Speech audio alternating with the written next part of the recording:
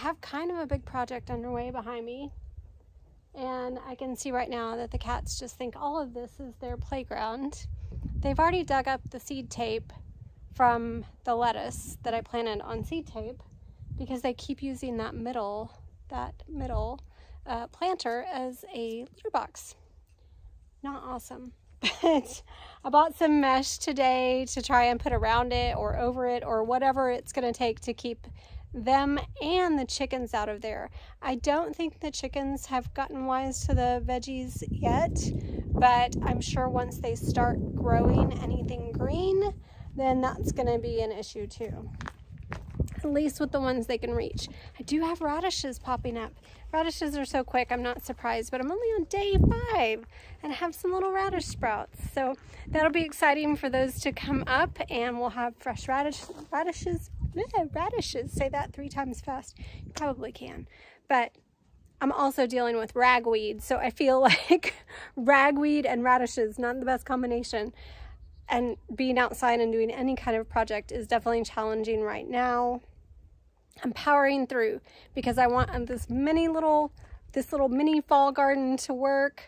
All these little root vegetables and some green leafy vegetables for the fall. And the farmer's market in town, the Hamilton Farmer's Market. Oh, yeah, this is happening too. Gonna eat the mum.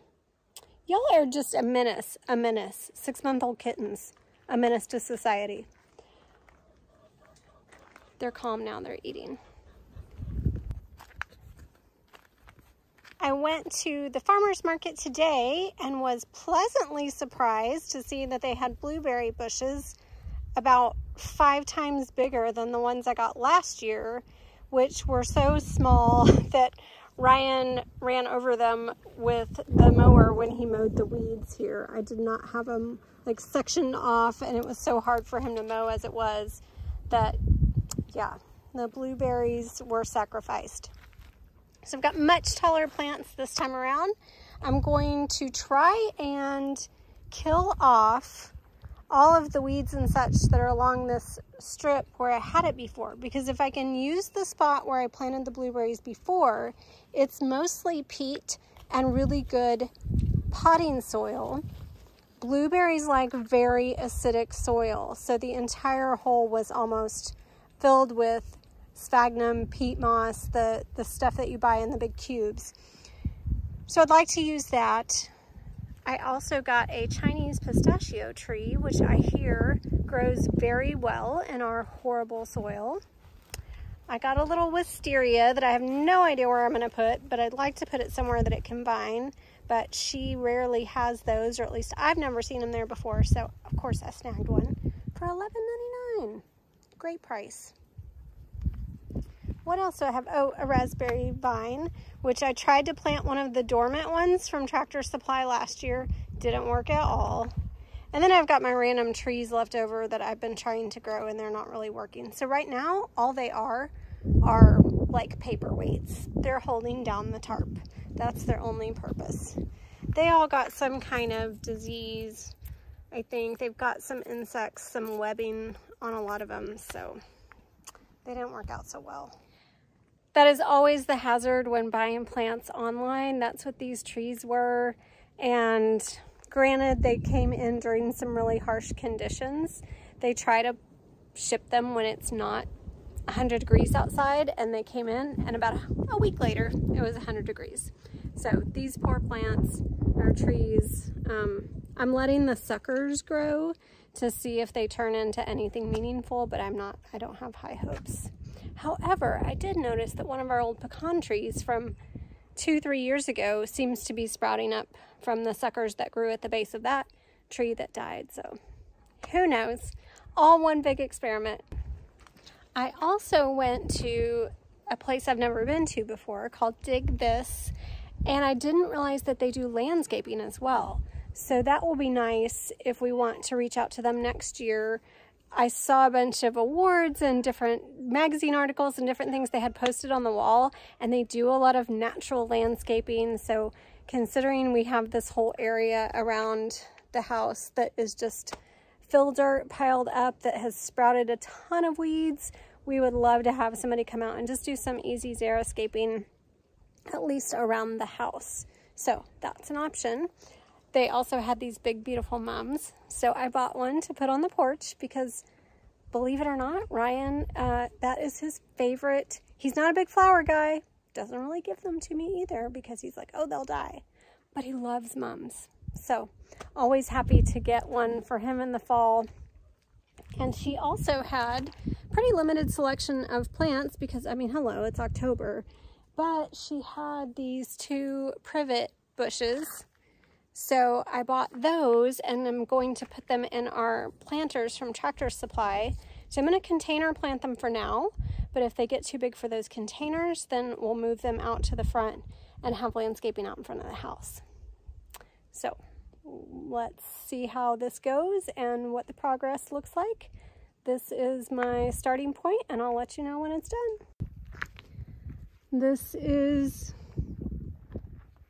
the state of it right now with the cat getting into the raspberry. At least she's only after the tag and not the plant itself, because of course the tag is a toy. Everything's a cat toy around here. The wind is probably going to totally kill this video, but wanted to give you a little bit of an update on what I've been doing here in the yard, also known as just the dirt lot that surrounds our house. But the funniest part is that the cats love the holes that were there in the landscape tarp from the pumpkin patch last year. So they're having a fun time playing hide and seek. And luckily the chickens haven't really discovered this side of the yard, and hopefully we'll stay out of the blueberries. They're way off in the distance there, checking out all the high grass over by the electric pole. So in terms of what I planted, I put this little wisteria here out front, which haven't decided yet if we'll just kind of shape it into a tree. I've seen people do that, and I just love wisteria. So it might just be a nice little accent here in the front next to the fig tree. I bought a Chinese pistachio because apparently they grow really well in our soil. Some friends across town told us about that. So found one at Farmers Market, the Hamilton Farmers Market, and just I'm unable right now to dig into the ground. I might have to actually leave a hose running on it to try to break up the dirt a little bit. It's so dry. And here go the chickens with all of the fresh dirt. The cat's probably gonna pee or poop next to the wisteria, but who knows? It's the hazard of trying to do any kind of landscaping on a farm. So the tree, I think, will go there. I'm a little nervous about how close it can be to the plumbing line, which runs right here. So that light colored line of rock is where the PVC pipe runs to the house. I did put my little mini garden on top of it, but it's not very heavy. So once I get more into a permanent garden on this side of the property, closer to the water hose, then I'll try to position them a little further out and not on top of the electric or the plumbing lines. I can already tell this is going to be a fun challenge trying to keep the chickens away from the garden. The other thing I have over there, so I put up this little gate, and it's going to be a trellis. It's one of the gates we got a crazy bargain on at Atwood's, last year or the year before. So I'm going to plant this raspberry vine and try to train it up this gate. And that's my little mini garden. I've got some spinach coming up. Got a cat trying to mess with the blueberry tag. Oh, never ending. You guys are a menace. Over here in the garden, planted this on Saturday with my mom, and I've already got some little spinach coming up. I've got a little bit of lettuce coming up. If you can see it through the mesh, there's a big hole next to it, and that's because the cats keep going in and using this one as a litter box. Yeah, I'm talking about you, little troublemakers. I've got some radishes coming up in here, and same deal, I'm using some old pieces of field fence that were tree cages to keep the chickens out of there. And then this is beets.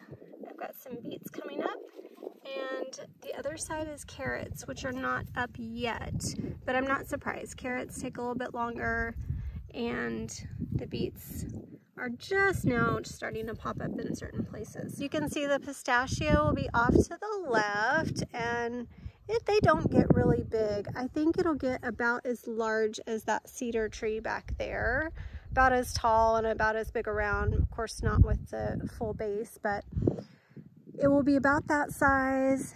I've got my little wisteria and my fig, which is not doing so great right now. As soon as it heated up again, it dropped a bunch of leaves, but they are finicky, those figs. So I'm sure it'll come back. I'm excited about the wisteria. We've got our elm tree over here that has not been growing real well, but again, hot and dry the last few weeks. Haven't gotten any more rain since we got those 7 inches back in early September. I've got the privet planted in these planters that we got at Tractor Supply a while back. I'd been eyeing them for quite a while, kept trying to catch them on sale, but finally I just pulled the trigger and got them. And I think they're gorgeous here, and they'll be something that doesn't require a lot of maintenance. I tried wildflowers and they just would not take off, and then the cats and the chickens, everybody got in them. These are large enough that they should be, a little bit of a deterrent for the chickens to get in and under there. And then our beautiful mum for fall. So those are the improvements I'm making here on our front porch. Just about time to take the hummingbird feeder down, but I had one come by the other day looking for a drink, and I felt so bad. I refilled it, but they're probably moved on for the season. Coming through right now are the monarch butterflies. So if I am able to capture any of those on video, they love these yellow basket flowers that we have growing in another spot on the property. So if I see any there, I'll be sure to share some video clips of the gorgeous butterflies.